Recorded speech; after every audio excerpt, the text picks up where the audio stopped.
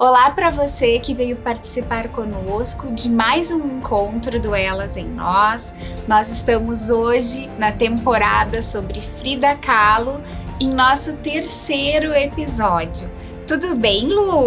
Oi, tudo bom, gente? E hoje a gente vai falar de um tema bem interessante, cujo título é Revolucionando o Próprio Destino, Política e Feminismo em Frida Kahlo. Mas antes de abrir o nosso baú, não esqueçam de se inscrever no nosso canal. E não esqueçam, gente, a gente vai adorar receber comentários de vocês, perguntas. Falem com a gente, isso nos deixa muito, muito, muito feliz. Eu acho que é uma coisa bem importante a gente lembrar que o Elas em Nós é um projeto educativo e tem um traço de comunidade.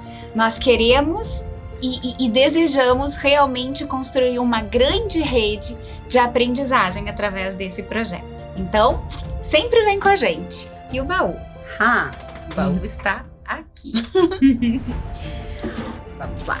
Vou abrir esse baú hoje, vamos ver o que tem no nosso baú. E hoje como o tema é né, sobre política, enfim...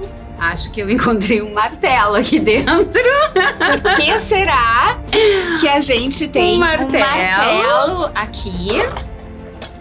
Tem um ancinho também. O ancinho, claro que ele tá fazendo uma alusão. Não caberia uma foice dentro deste baú.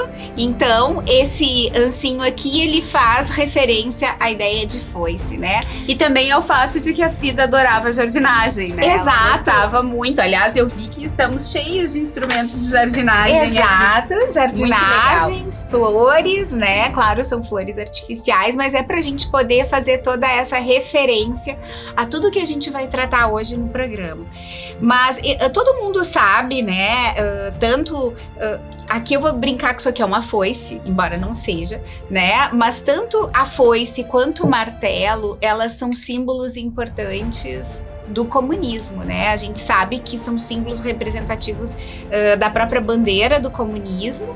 E o vermelho do comunismo é para representar, né, o martírio do povo sofrido, das classes populares, então, né, das classes mais baixas, oprimidas, e eu tô aqui não defendendo a bandeira comunista, apenas contando para vocês o significado dessa simbologia, né? Então, o vermelho significava o martírio do povo sofrido, da classe dominada, né? A foice representava o segmento dos trabalhadores agrícolas, né? E o martelo representava, então, o segmento dos trabalhadores também dominados pela burguesia, aí no ramo industrial, na parte industrial. E falando em ramo industrial... Eu vou só colocar isso. A gente tem mais uma coisinha aqui. Ai, que amor essa máquina, olha essa só. Máquina foi presente da nossa avó. Essa máquina de costura, né, Lu, a gente trouxe aqui para poder abrir uma discussão depois sobre o lugar da Frida no movimento feminista, se é que ela teve lugar ou não teve, né? Então é para representar todo esse universo aí do feminino e do engajamento nas lutas pelo feminismo. Vem com a gente!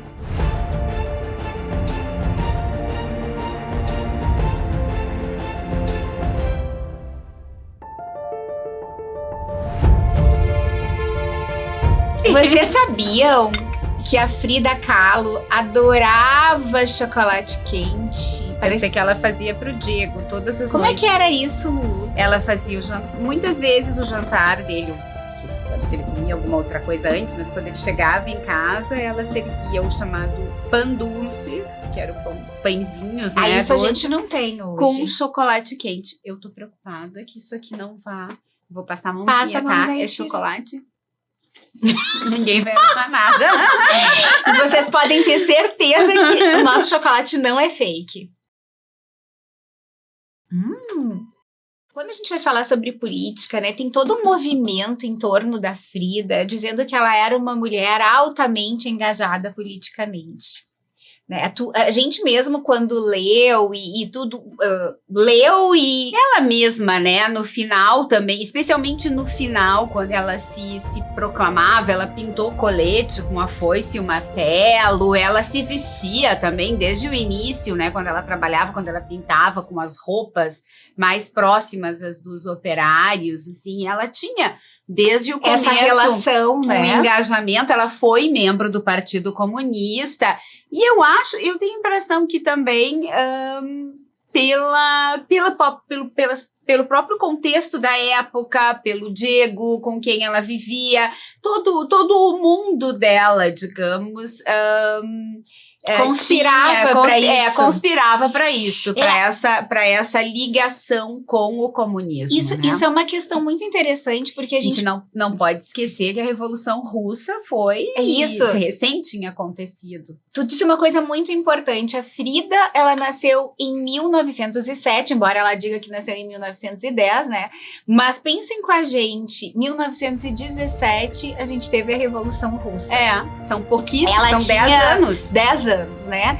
Depois, a gente teve a Primeira Guerra Mundial acontecendo enquanto ela estava... De 14 a 19, né? Isso, e depois a gente teve a Segunda Guerra Mundial, que ela também, quer dizer, participou ativamente dentro do processo de duas grandes guerras. A gente até hoje, que a gente tem a notícia, a gente teve duas grandes guerras mundiais explícitas, e casualmente a Frida, ela viveu nesse contexto. Por que eu tô colocando isso, né? Tem toda uma discussão, embora ela tenha sido vendida, eu vou usar essa expressão, depois que ela morreu, o pós-morte dela, né? Ela é uma celebridade vinculada a essa questão do esquerdismo, do comunismo, e isso não significa que ela não tenha se vinculado a isso.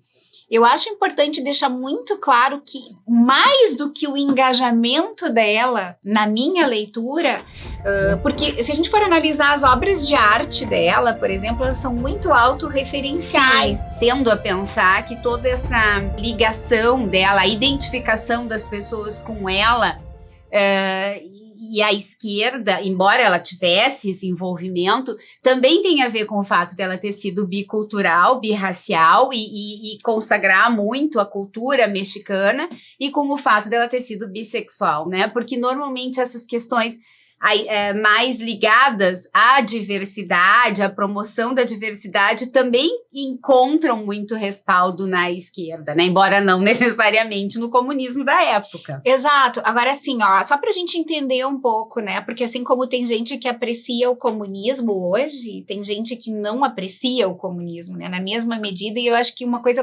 complicada, esse é o meu posicionamento, a gente vive um momento de muita polarização, em que as pessoas, por vezes, nem sabem muito bem o que significa comunismo. Então, daqui a pouco dizem, como a gente já ouviu falar, muitas pessoas, assim, chegaram para mim em lugares diversos e disseram, vocês vão falar da Frida Kahlo, mas a Frida Kahlo é comunista, né? Como vocês vão falar de uma comunista? Então, acho, assim, bem legal a gente poder deixar claro que a gente não é comunista, né? Isso em primeiro lugar. E, em segundo lugar, que, claro, de que comunismo a gente está falando? Eu acho que é importante entender no que a Frida acreditava. Ou no que a Frida e o Diego acreditavam, porque acho que hoje em dia isso tem, sabe, uma mistura tão grande nesse caldo aí, que eu acho que é interessante a gente fazer essa diferenciação. E eu acho que é importante também fazer uma diferenciação entre comunismo e totalitarismo, porque tu acabaste de fazer uma pergunta, de dizer, né, que te fazem uma pergunta, como vamos falar da Frida se a Frida é comunista? Eu acho isso é muito importante. Comunismo é uma coisa, totalitarismo é outra. E a verdade é que muitos regimes comunistas e muitos regimes não comunistas são totalitários. E esse tipo de postura, como você vai falar de um comunista, como você vai falar de Marx, como é a mesma coisa que dizer como você vai falar de Platão e Aristóteles. Não permitir o debate de ideias é uma característica do totalitarismo e não das democracias. E é da essência da democracia possibilitar o debate de ideias. E se é uma coisa em que nós acreditamos, é na liberdade de debater as ideias. E a Frida, e agora a gente vai colocar, assim, tu falou da questão do totalitarismo. Se tem uma coisa que ela não era, era a favor do totalitarismo. Mas uma questão importante, assim, é que, diferentemente de outros artistas da época, porque eu acho que... Por que Frida tem a ver com política? Eu queria colocar assim...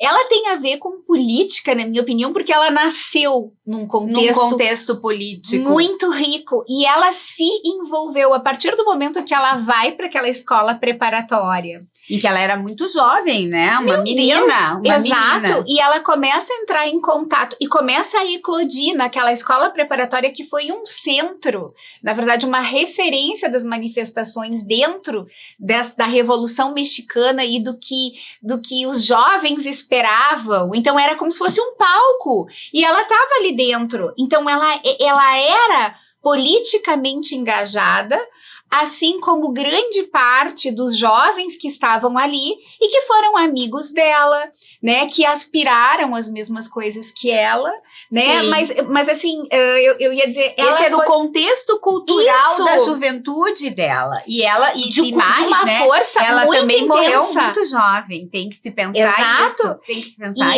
e ela teve, por isso que eu disse, ela viveu dentro de um momento efervescente em todas as pontas. Sim. Não teve folga para ela. Não teve folga, não, né? Imagina pegar a Revolução Russa, 2 guerras mundiais, uma enorme transição, né? No próprio México, ela pegou... início do século XX, uma enorme transição. Ela pegou lato e estrito senso. Então... E também até aquele contato com a industrialização nascente, porque era muito engraçado, o próprio Diego, que era um comunista, né, de carteirinha, membro do partido, encantado com as máquinas da Ford, do Henry Ford em Detroit. E ele foi super criticado por isso. Então, assim... Foi criticado, inclusive, por aceitar ir pintar. Exato, e receber dinheiro. Mas chegou lá e pintava coisas também comunistas. Então, é muito interessante. Eles são foram pessoas muito ricas, muito interessantes, muito criativas, né? E talvez de uma certa forma eles tenham transcendido a todas essas discussões com um certo pragmatismo também, né? Eu acho que isso sim é uma reflexão interessante também de se fazer. Mas o que eu queria colocar aqui é que, diferentemente, por exemplo, até do próprio amor da vida dela, né, que foi o Diego, e que a gente falou no episódio anterior, ele era altamente envolvido com o comunismo, como ideário de vida. Sim. Né? Ele era um comunista, eu vou usar uma expressão assim, eles tinham uma coisa bonita que era o romantismo do comunismo, no sentido de que eles eram idealistas, eles acreditavam nisso, eles queriam de fato fazer a revolução. E eu coloco assim, a Frida, ela foi um ponto fora da curva nesse sentido, porque a arte dela não demonstra, majoritariamente, ela não demonstra engajamento com a política. Eu defendo que a revolução pela qual ela lutou, então, o clima revolucionário do coletivo reverberou na subjetividade e na individualidade dela. Sim. Né? A revolução se fez nela. É muito mais o espírito da revolução, onde ela nasceu, cresceu, isso lato, estrito senso, que eu acho que eu enxergo ela se apropriando e trazendo para a vida dela, entende? Sim, ela era uma revolucionária. Ela era. Né? Ela era. Por essência. Ela fez a revolução da vida dela e revolucionou a vida dos outros, por consequência, e segue revolucionando ainda hoje. Mas o Diego era um sujeito extremamente vinculado ao comunismo. E ela, primeiro... Ela tinha já, então, estudando na preparatória, né, uma grande afinidade com as ideias comunistas, não tenha dúvida. Esse era o lado dela. Sim. Né? Depois o Luto vai falar um pouquinho sobre a questão dela com os americanos, né? Ela, sim, resumidamente, ela tinha muita dificuldade com aceitar a cultura americana, né? Ela achava que eles só valorizavam as coisas se a pessoa fosse alguém importante, viviam em festa, impressas. Ela teve muita dificuldade para se adaptar aos Estados Unidos, né? Ela não se sentiu bem. Ainda em Nova York ela conseguia, que era uma cidade muito mais cosmopolita, mas né? Detroit ela sofreu muito e ela criticava muito a forma daquela sociedade, né, americana, que ela entendia como superficial, como materialista, não correspondia àquilo que ela via no México, que era uma coisa com alma, né? E aí que entra, de novo, a Revolução Mexicana, o que a Revolução Mexicana primava, né? Pela valorização, eu vou usar esse termo assim, da mexicanidade, eu sei, sim, que era o que essa questão de ser mestiça, da arte que vem do povo, né? E a gente tem que lembrar, quando tu falou em termos de contexto, isso era o que estava acontecendo aqui no Brasil também. Claro. Aqui tinha Tarsila, Villa Lobos era começando a colocar. Riquíssimo. Exatamente, Villa Lobos começando, por exemplo, a colocar notas indígenas, né? Na sua música. Na música erudita, na né? Música quebrando erudita, um paradigma. A Tarsila, né? Todo aquele pessoal com a antropofagia, ou seja, vamos engolir, né, as raízes estrangeiras para deixar a arte brasileira, né, a brasilidade florescer. Então havia esse movimento, não era um movimento lá deles, exclusivo, isolado, não, eles estavam sintonizados com o mundo. Da mesma forma como no episódio anterior, a gente falou sobre a persona, né, que ela criou a ideia de criar uma persona para se vestir, não era uma ideia só da Frida, não veio só dela. Isso tem a ver com esse momento. O contexto dos anos 20. Exato. Né? Que foram os anos loucos, os anos festivos, porque a gente não pode esquecer que os anos 20 foram uma época de muita euforia, porque foram logo assim, vieram em seguida ao encerramento da Primeira Guerra Mundial. Claro. Então era uma época realmente de muita alegria, de muita euforia, né, de reaberturas, de reencontros, e depois, infelizmente, sobreveio mais uma guerra. Né? Exatamente. Lu, eu acho interessante a gente poder desvelar um pouquinho no que de fato, né, quando fala a Frida era comunista, o Diego era comunista, afinal, o que a gente, vamos tentar, né, esmiuçar um pouco mais. No que eles acreditavam? Será que eles acreditavam que alguém tinha que deter o poder? Como a gente disse, eles não eram totalitaristas. Sim. E deixar o resto do povo sofrendo? Não era nisso, né? Na verdade, eles tinham uma crença, eu acho importante a gente esclarecer aqui alguns princípios do comunismo, para que a gente possa pensar, afinal de contas, qual era esse ideal que regia, então, né, a Frida nesse aspecto político. Em primeiro lugar, o comunismo, em que a Frida e o Diego concordavam e pregavam, ele tinha como princípio o fim da propriedade privada.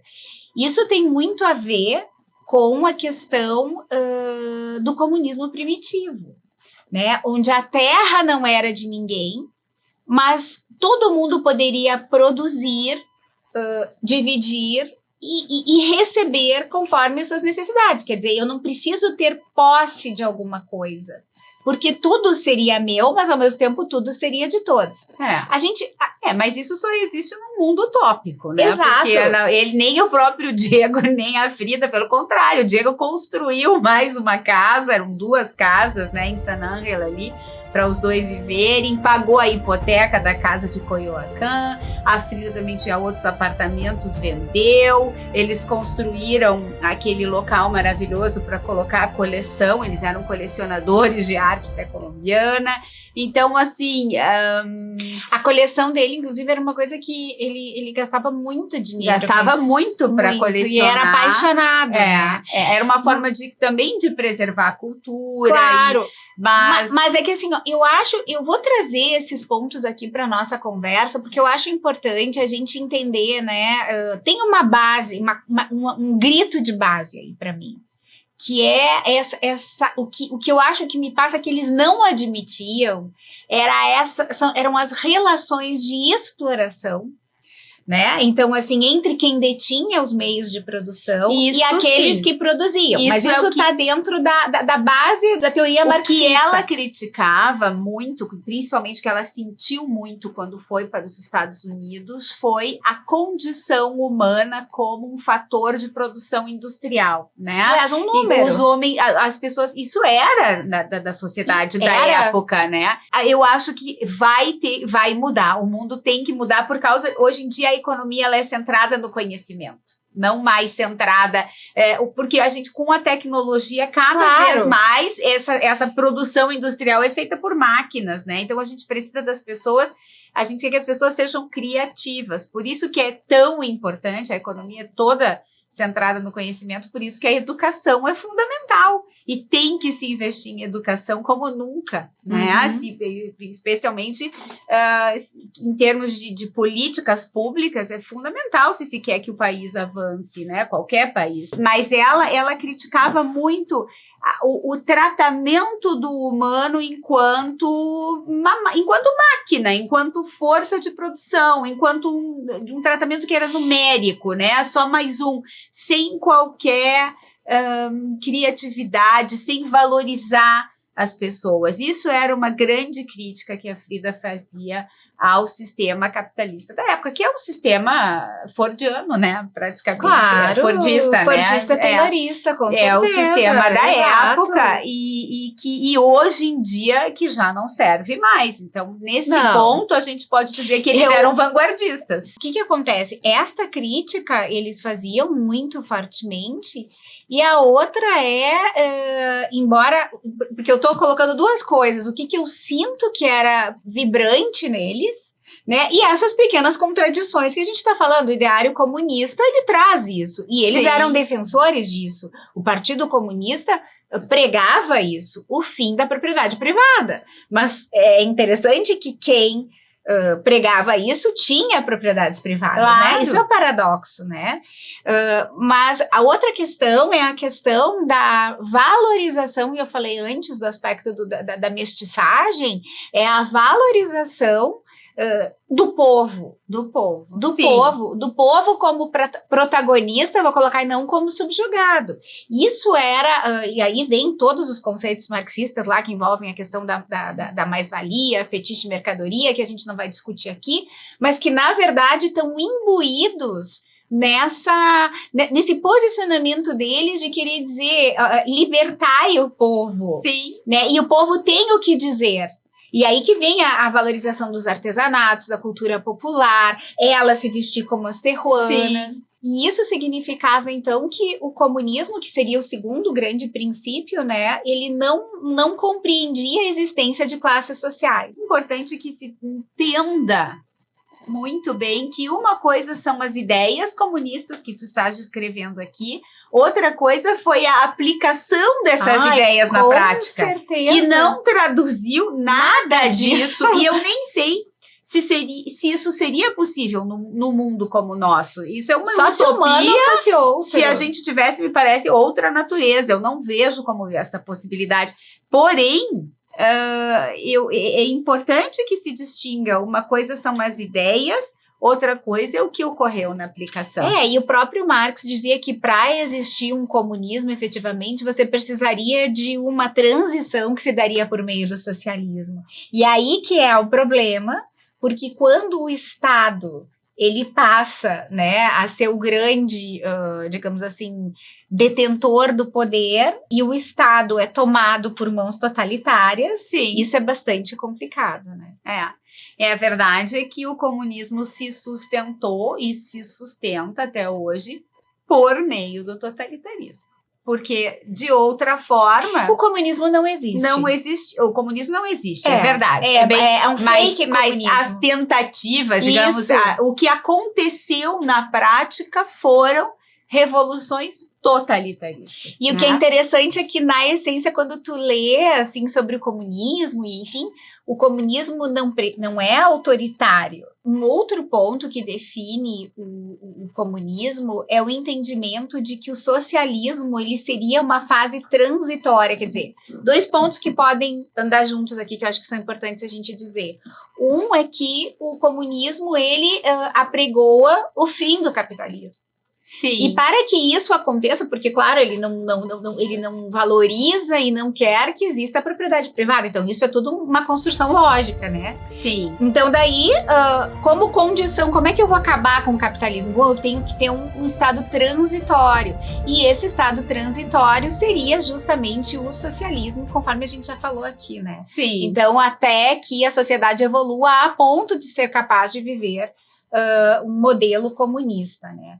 O que eu acho, com certeza, que é muito difícil. É utópico. Não, eu demais. acho que só se a natureza do homem fosse outra. Porque eu acho que é da essência do homem a livre iniciativa. Claro, concordo. E eu acho importante, né, a gente destacar que aqui a gente está explicando as ideias, né, a filosofia do comunismo. Claro. E falando, então, no que a Frida e o Diego acreditavam. Mas uma coisa é a filosofia, uma coisa são as ideias, e outra coisa é a aplicação que ocorreu no mundo dessas filosofias. O que a gente vê é que quando elas foram aplicadas, né, ou nas tentativas de aplicação dessa filosofia no mundo, o que aconteceu, na verdade, foram regimes totalitários, né? Então, ela nunca aconteceu uma... Porque, na verdade, aquilo que está escrito não consegue ser traduzido na prática. É uma utopia, não tem como. Tem autores que dizem, né, isso mesmo, que é altamente utópico, né? Mas um ponto-chave do comunismo é que os bens produzidos, né,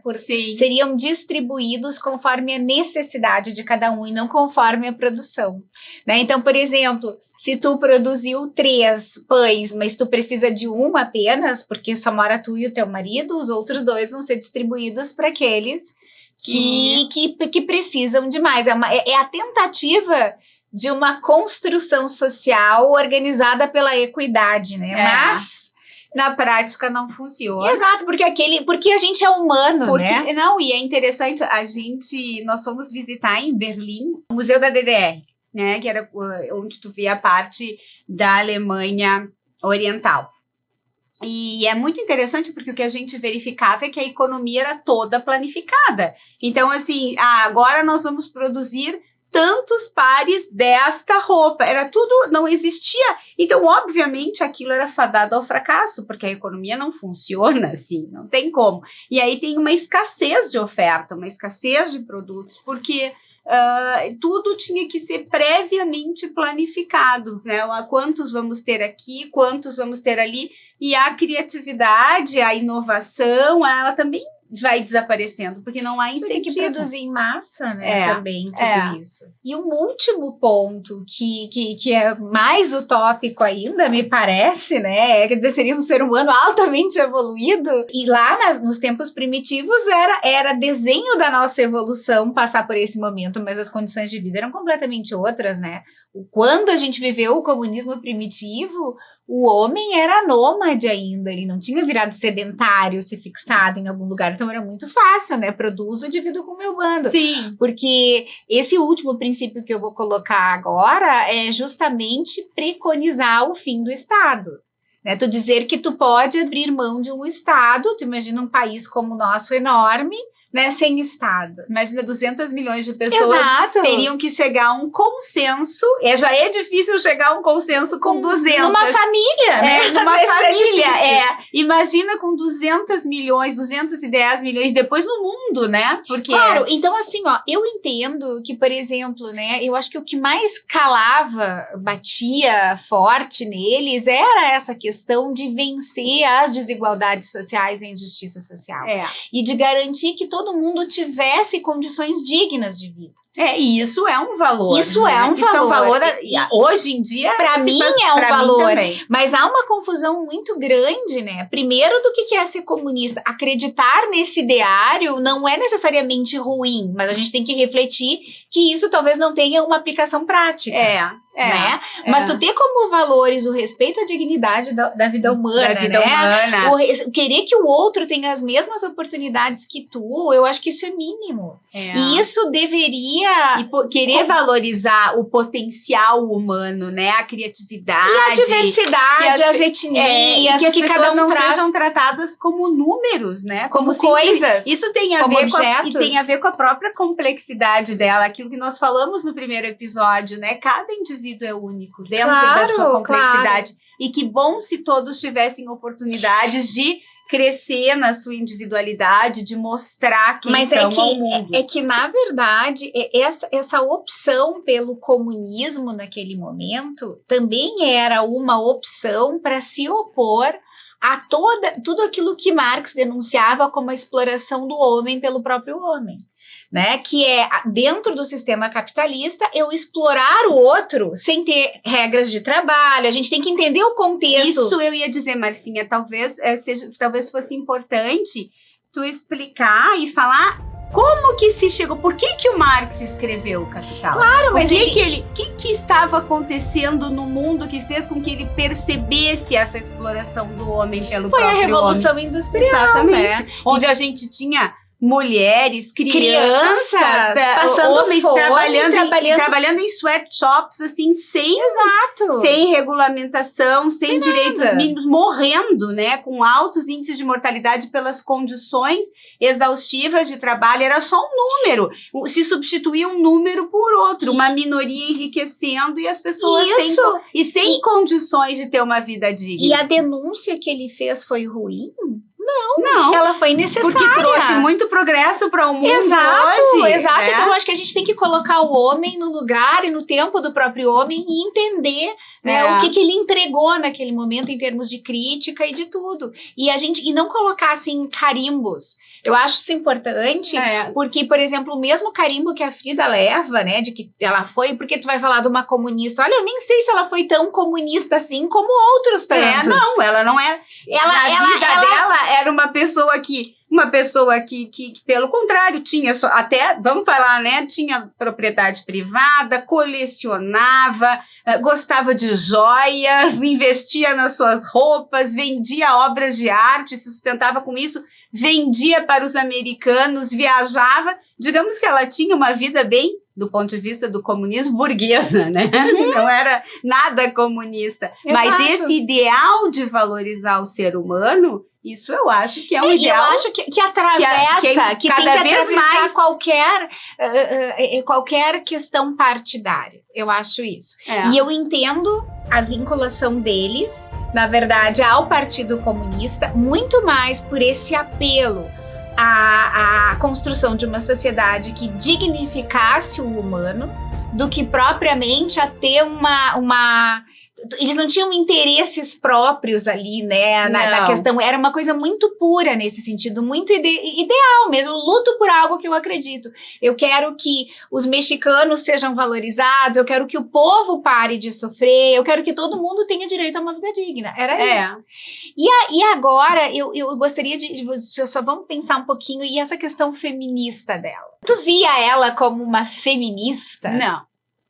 Isso, vamos falar eu via ela como uma mulher, ela nunca teve uma bandeira. O que ela era uma mulher muito independente, muito autônoma e que quis ter a sua vida. Nós conversamos sobre isso. Uma das coisas que muito provavelmente ela valorizou no Diego é que perto dos homens da época, o Diego adorava conversar com as mulheres, o Diego respeitava as mulheres, ele valorizava escutava, o que ela escutava, valorizava a opinião delas. Valorizava a Frida como pintor, ele era um dos maiores, se não o maior admirador. Adorava as mulheres, admirava muito as mulheres. Então eu acho que ela era uma mulher que se conseguiu ter uma vida, conseguiu se realizar do ponto de vista, enquanto pintora, enquanto artista, e conseguiu ter muito, viajava, né, ter muita autonomia. E aí que eu vou chegar numa questão, né? Eu acho interessante esclarecer para quem está aqui com a gente que a Frida não era engajada em nenhum movimento feminista, não havia engajamento. Nenhum. Eu acho que nem havia. O feminismo, ele existia, ele passou a existir logo depois do final da Revolução Francesa ali. Então, ele existia de uma maneira muito tímida, sabe? Porque ele se desenvolveu mesmo depois, né? Agora, no século XIX ele se desenvolveu pouco. Mas ele cresceu depois dos anos 60. Exato. Então, na época dela, não estava no cerne das preocupações isso, né? Isso é até interessante de se analisar, mas a gente não vai poder porque não tem tempo, né? Para ficar falando tanto. Mas assim, então, ela surgiu. Por que ela está tão atrelada hoje a essa questão do feminismo? Porque ela lá na década de 20, de 30, de 40, ela era bissexual, ela era birracial, ela fazia o que ela queria, ela não era uma mulher subjugada, digamos assim, Sim. né? Ela teve um espaço, um protagonismo como artista, sim, né? Ela estabeleceu as relações que bem quis, né? Foi até amante, isso, né? Mas falando do comunismo, agora lembrando do Trotsky, né? Sim. Ela tem a ver com a essência, com o surgimento do feminismo como movimento, no sentido de garantir à mulher, que até então não tinha, o direito de escolha. E se tem uma coisa que eu acho que ela representa muito bem... E que ela exerceu ao longo da vida. Foi o direito de escolha. Então, neste sentido, eu acho que a Frida tem uma aderência ao movimento feminista e uma aderência ao princípio desse movimento, né? Mas eu diria assim, uma aderência bem radical no sentido de raiz. Sim. Né? Porque, na verdade, as outras lutas era tão natural para ela. Aquilo era natural. Assim como a inclusão política também era natural. Sim. Porque ela era fruto da época dela. Isso, exatamente. Né? Ela não era alguém diferente daquela época.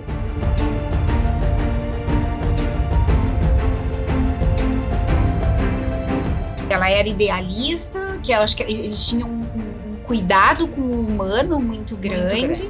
Mas a Frida, nascida e criada num cenário revolucionário, aproveitou a oportunidade para fazer a revolução em si mesma. Com isso, a gente se despede e convidamos vocês para assistir o nosso último episódio sobre a Frida Kahlo, Viva la Vida.